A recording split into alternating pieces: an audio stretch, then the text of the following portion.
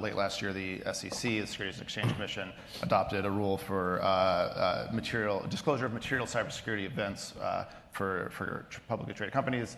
I believe the notification window is within 4 days of identifying material cyber breach. There is a national security waiver for that disclosure rule in the event that the government determines there could be some national security related impacts or considerations. I'm just curious, how has that sort of played out in practice for you? Yeah, so folks here mostly may be aware, as you said, Dustin, the SEC adopted a rule in December that requires public disclosure, or disclosure to the SEC and therefore to the market for publicly traded companies of a material cyber breach. And there have been dozens of those disclosures.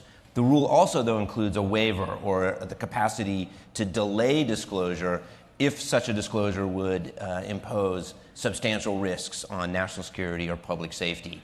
And it makes sense, right? There are occasions where simply disclosing it might actually reveal a vulnerability that hasn't been fully remediated, say a zero-day type attack, right? So we want to be in a position to delay disclosure to take steps to remediate the risk. And I can say here that, in fact, we have on a number of occasions delayed disclosure. It's an authority that's exercised by the Attorney General, but that authority has been delegated to me.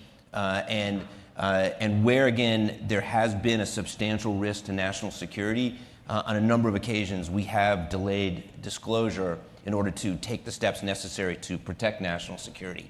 It is the case, as you said, that it's a very compressed timeline. So the companies are required to make that disclosure within 4 days of identifying a material breach. So one of the key points is, if a company identifies a breach, again, my strong encouragement would be to work very quickly and closely with the FBI, even before you've made that materiality decision, because once you determine that there's a material breach, 4 days is not a long time to get, to make the judgments about whether to seek a delay in disclosure. But it's an important part of the rule. It can be extended from 30 days up to 120 days, so it's not unbounded, but it does give the government with the private sector the opportunity to take the necessary steps that we think we need to take to protect either public safety or national security. And then you're the one making that determination for the government? Yeah, it could be me or someone, the Attorney General, the Deputy Attorney General, but it's been delegated to me. The reason is because I'm, in the National Security Division, and we have a group of prosecutors and we work closely with the FBI's cyber team.